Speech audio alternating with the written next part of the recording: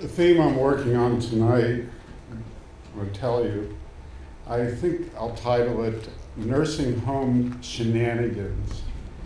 I worked at a nursing home, custodial maintenance, and I was all over the place, so of course I got to meet and know quite well an awful lot of the residents there. So I'll share a couple of the stories with you. I hope you enjoy them.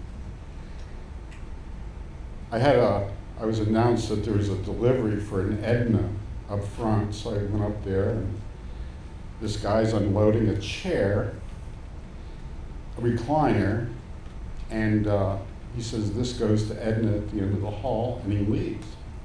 Well, this wasn't a new chair, and Edna was she just recently got there last week, so this chair obviously came from her house. The way the chair looked, she's been utilizing it for 5 years or better.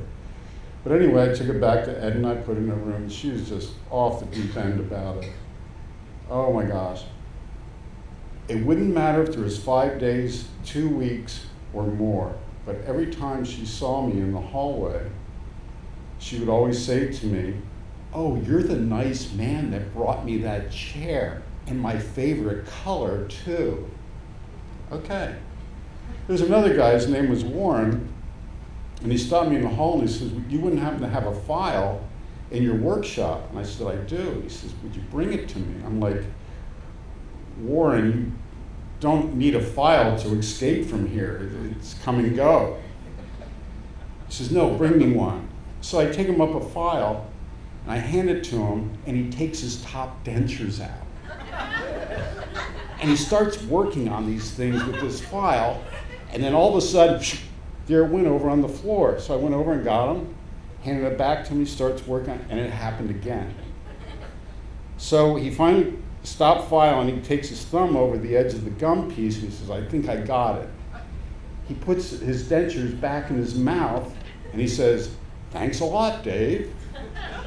Okay, glad I could help you out.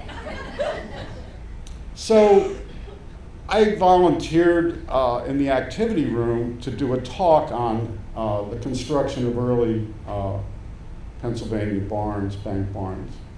And I brought in all of my antique tools for building a barn. And they were all sharp edge, broad axes, hewing axes. I had chisels, all sharp edge tools. And I set this up and I commenced my talk. And I didn't have audio or a slideshow or anything like that. And there must have been 30 residents there. And so if there was a question, I'd have to go to my library book, and go to the table of contents and find the subject matter so I could relate it better to them. I no sooner got into this, 10 feet away from me, there was a lady in the front row. She cups her mouth like this and goes, I can't hear you.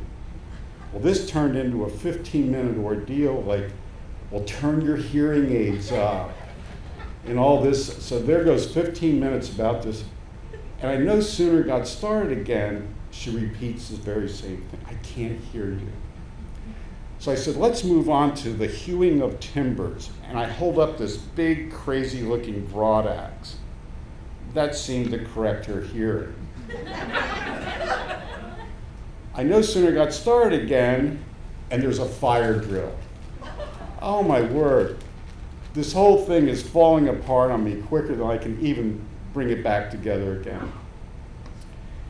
I was disappointed. I failed miserably. However, the following day, a woman stopped me in the hallway and she says to me, I was there at your talk yesterday. Oh, okay.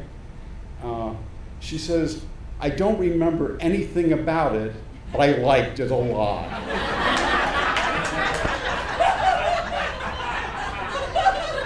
So, another event happened. They were having a thing for the residents in the activity room, a craft show. And there was your typical flower arrangements, potholders and stuff. But here was this quilt. And there was just something that struck me It was just odd. There was just something weird about it. So I looked at the tag on it, and here it's Edna's. And I know Edna and her husband quite well. I think her husband's name was, it escapes me, let's just call him Gordon.